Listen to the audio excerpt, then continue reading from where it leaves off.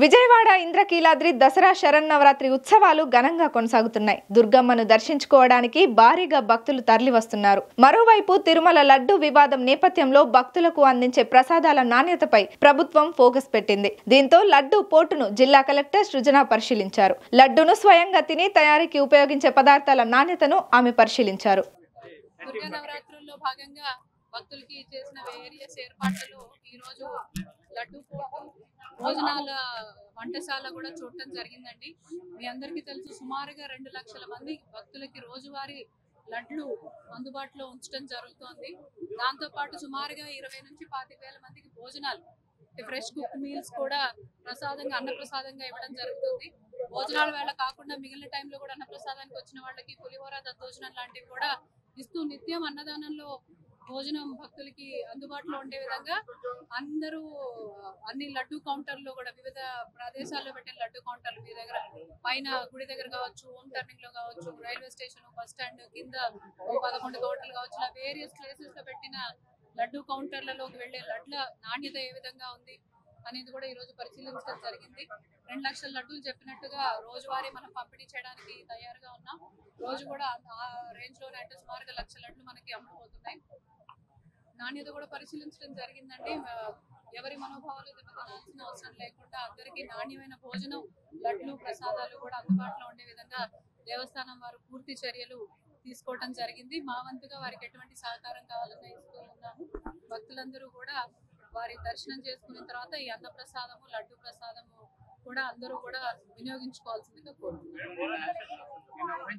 విజయ నెయ్యి వాడుతున్నారండి, అది కూడా చెక్ చేయడం జరిగింది. భోజనాలకు కూడా వాడుతున్న మెటీరియల్స్ అవన్నీ కూడా చూసాము.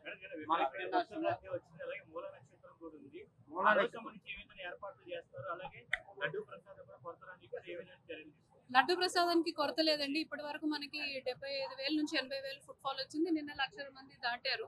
ఇందాక చెప్పినట్టు 2 లక్షల పైన తయారు చేసుకుని స్టోర్ చేసుకునే కెపాసిటీ ఉంది. సో నిన్న వచ్చిన దానికి డబుల్ వచ్చిన మూల నక్షత్రం రోజు 1,50,000 అలా వస్తారని అనుకుంటాం. అంత డబుల్ వచ్చినా కానీ లడ్లుకి ఎవరికి కొరత లేకుండా అందుబాటులో ఉండటం జరుగుతుంది. ఈ రోజు కూడా మీరు గమనిస్తే విఐపీలు కావచ్చు, వెహికల్స్ కావచ్చు, చాలా రెస్ట్రిక్ట్ చేయడం జరిగింది. నిన్న విఐపీలు తాకిడి ఎక్కువ ఉంది, సండే కూడా కాబట్టి ఎక్కువ ఉంది అన్న కామెంట్స్ వచ్చాయి. కాబట్టి ఈ రోజు చాలా నియంత్రణ చేయడం జరిగింది. సామాన్య భక్తులే ప్రయారిటీగా తీసుకొని విఐపీస్ కూడా చాలా స్ట్రిక్ట్ గా వారికి ఇచ్చిన టైంలోనే రావాలి, తర్వాత వస్తే మేము వారికి ఏమి సహాయం చేయలేకపోతామనే విషయం స్పష్టంగా తెలియజేస్తూ ఎప్పటికైనా విఐపీలని కొంతసేపు ఆపైనా కానీ సామాన్య భక్తులే మాకు ఇంపార్టెంట్ అండి. ఎక్కువ మందికి దర్శనం చేయించి ఎటువంటి ఇబ్బంది లేకుండా వాళ్ళ ఇల్లుకు చేరే విధంగానే మా ప్రయత్నం ఉంటుంది. మూల నక్షత్రంకి సెక్యూరిటీ వైజ్ మాకు ఎక్కువ ఛాలెంజింగ్ గా ఉంటది కాబట్టి సుమారు 1,00,000 వస్తారు కాబట్టి ఆ రోజు పూర్తిగా విఐపి దర్శనాలు కూడా మేము క్యాన్సిల్ చేసేయడం జరిగింది. ఎటువంటి వెహికులర్ మూవ్మెంట్ ఉండదు. ఆ రోజు జనాలు ఎక్కువ ఉంటారు. సీఎం గారు కూడా ఆ రోజే వస్తారు కాబట్టి పోలీస్ సిబ్బంది కూడా ఒక 1000 మందిని ఎక్స్ట్రానే తీసుకున్నారు. ఇప్పుడు సుమారుగా 4,000 మంది పనిచేస్తున్నారు. ఇంకో 1000 మంది ఎక్స్ట్రా తీసుకొని విఐపీలు లేకుండా, వెహికల్స్ లేకుండా ప్రిపేర్ అవుతున్నాం.